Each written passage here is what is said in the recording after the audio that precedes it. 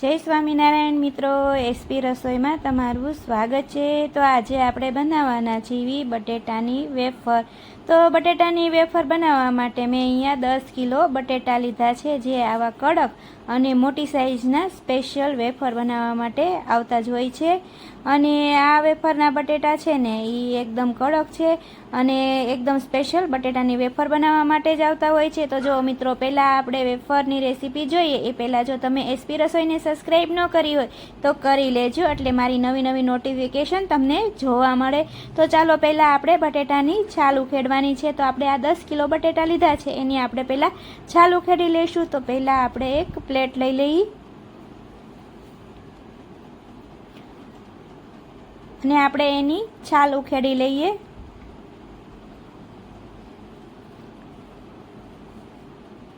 આજે આપણે બટેટાની વેફર છે આપણે વ્રત ઉપવાસમાં જ ઉપયોગ કરતા હોઈએ છીએ, અથવા તો નાના બાળકો માટે આપણે લંચ બોક્સ માટે પણ આપણે તળીને આપતા હોઈએ છીએ। તો આપણે આને કેવી રીતે ક્રિસ્પી બનાવી અને એકદમ વ્હાઈટ દૂધ જેવી બને એવી આપણે આ વેફર બનાવવાની છે। તો તમે મારી રીતે બનાવજો તો ખૂબ જ ટેસ્ટી બનશે। તો જો આપણે બટેટાની છાલ ઉખેડી લીધી છે અને આપણે બટેટાની છાલ ઉખેડતા જવાની છે, અને બટેટા કાળા ન પડી જાય એના માટે આપણે એને બટેટાની છાલ ઉખેડતા જવાનું અને પાણીમાં એને મૂકતું જવાનું, એટલે આપણા બટેટા જે છે ને એ કાળા નહીં પડી જાય અને એવા જ રહેશે। તો આપણે હવે એને વેફર બનાવવાની છે। તો વેફર બનાવવા માટે આપણે બટેટા તૈયાર થઈ ગયા છે, એને હવે આપણે એક મશીન લઈ લઈશું।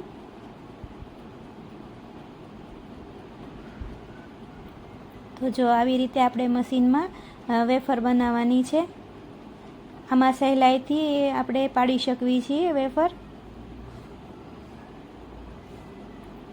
હું તમને બતાવીશ કે આમાં કેટલી સરસ વેફર બની અને તૈયાર થતી હોય છે।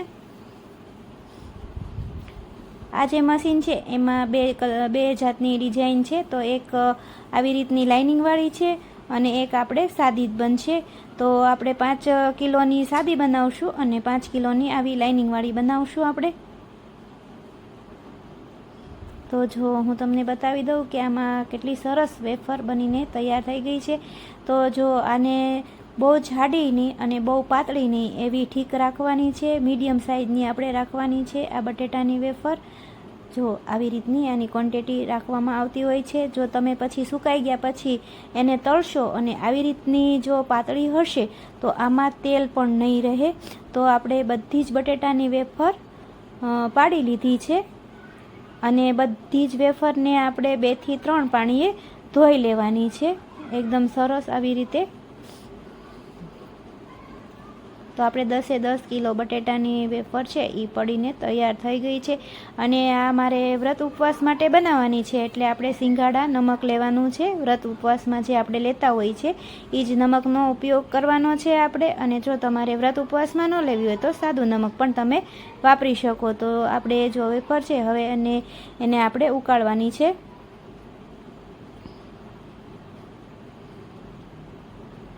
તો આપણું પાણી પણ ગરમ થઈ ગયું છે, એટલે આપણે આવી રીતે મોટા વાસણમાં જો પાણી ગરમ કરી લેવીએ તો આપણે ફટાફટ આપણી વેફર બની જતી હોય છે। તો આવી રીતનું પાણી એકદમ ગરમ થઈ જાય પછી આપણે બધી જ વેફર છે એ એમાં એડ કરી દેવાની છે।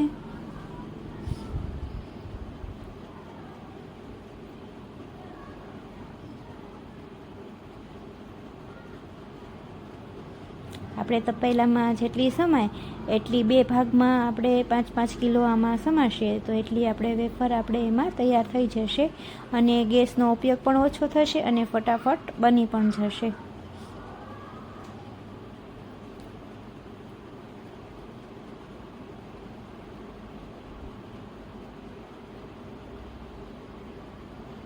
તો જો આપણે તપેલામાં જેટલી સમાણી એટલી વેફરને આપણે એડ કરી દીધી છે અને બાકીની આપણે બીજા ફેરામાં આપણે એને બનાવી લઈશું। તમારે જો કોઈને મોળા કરતો હોય તો તમે નમક નાખ્યા વગરની મોળી વેફર પણ બનાવી શકો છો, કેમ કે ઘણા લોકો મોળું જ ખાતા હોય છે।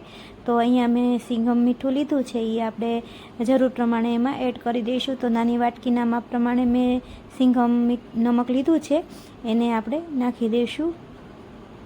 અને બરાબર મિક્સ કરી લેશું, એટલે બધી જ વેફરમાં ખારાશનો થોડોક ભાગ આવી જશે. અને બરાબર મિક્સ કરી લેવાની, હળવા હાથે હલાવતું જવાનું અને મિક્સ કરતું જવાનું.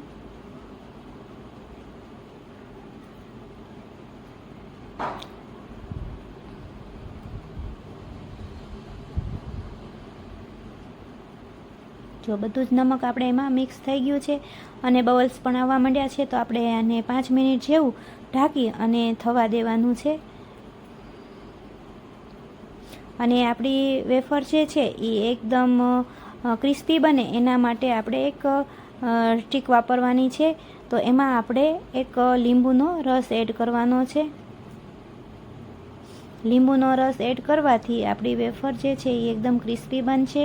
અને ઘણી વખત એવું થતું હોય છે કે ઘણાને વેફર જે છે ને એ લાલ થઈ જતી હોય છે, તો તમે આવી રીતે લીંબુ એમાં એડ કરી દેશો ને તો તમારી વેફર જે છે ને એ ક્યારે પણ લાલ નહીં થાય. અને તમે 12 મહિના સુધી એને રાખશો અને પછી પણ તમે તળશો ને તો તમારી વેફર એવી ને એવી વ્હાઈટ ને વ્હાઈટ જ થશે. તો જો હવે આપણે લીંબુ બરાબર એડ કરી દીધું છે ને, તો હવે આપણે એને ઢાંકી અને 5 મિનિટ થવા દેશું. પાણી ફૂલ ગરમ થઈ ગયું છે એટલે 5 મિનિટમાં આપણી વેફર બફાઈ જશે. તો 5 મિનિટ જેવું થઈ ગયું છે, તો આપણે ચેક કરી લઈએ કે આપણી વેફર જે છે એ ચડી ગઈ છે કે નહીં એમ.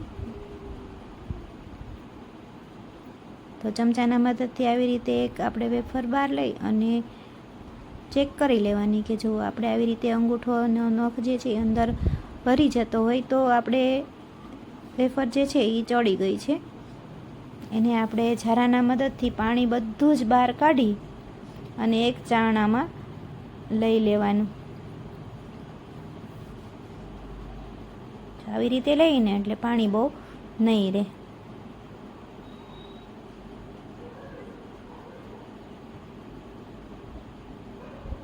હવે મેં એક મોટા વાસણમાં લઈ લીધી છે અને આપણે એને સૂકવી દેવાની. તો આપણે બધી જ વેફરને આવી રીતે બહાર લઈ લઈશું અને જે બીજી 5 કિલોની વેફર છે એને આપણે એમાં મૂકશું. તો જો બીજી જે આપણે બનાવી હતી લાઇનિંગવાળી વેફર એને મેં એમાં પાછી બાફવા મૂકી દીધી છે. અને જો જરૂર પડે તો એમાં નમક એડ કરવાનું, પણ મારે જે આમાં નમક પહેલાં એડ કર્યું હતું એ બરાબર છે એટલે હું એમાં નમક નથી એડ કરતી.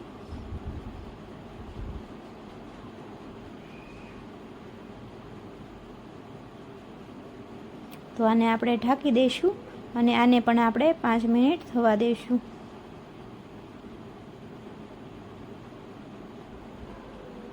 પાંચ મિનિટ જેવું થઈ ગયું છે. આપણે બીજી વેફરને પણ ચેક કરી લઈશું કે ચડી ગઈ છે કે નહીં એમ.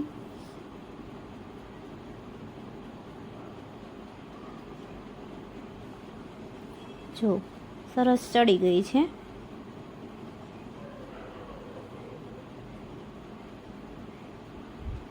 આને પણ આપણે ઝારાના મદદથી ચાળણીમાં લઈ લઈશું.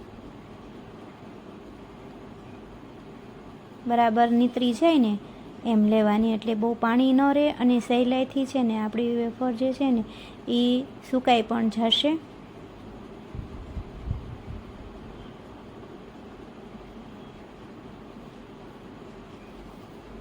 બધું જ પાણી નિતારીને આપણે ચારણામાં લઈ લીધી. અને જો આપણે 10 કિલો વેફરને આવી રીતે પ્લાસ્ટિકની બેગ ઉપર સૂકવી દીધી છે.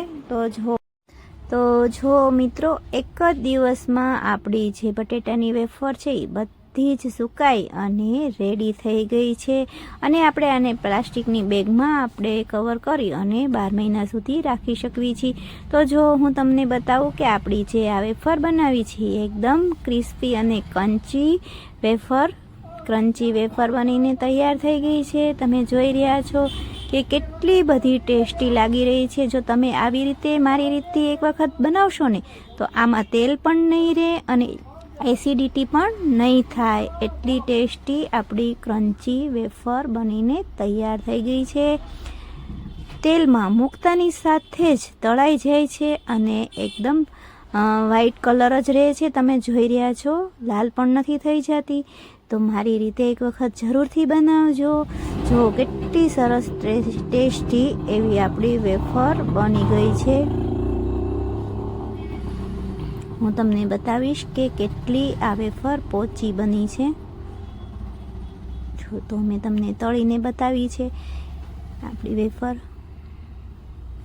ખાવામાં ખૂબ જ ટેસ્ટી લાગશે આ વેફર, અને તમારે વ્રત ઉપવાસ હોય ને તો ખાવાની ખૂબ જ મજા આવશે. તમારે બહારથી કાંઈ ફરાળ લાવવું નહીં પડે. જો એકદમ ક્રન્ચી વેફર બનીને તૈયાર થઈ ગઈ છે. તો મારી રીતે એક વખત જરૂરથી ટ્રાય કરજો.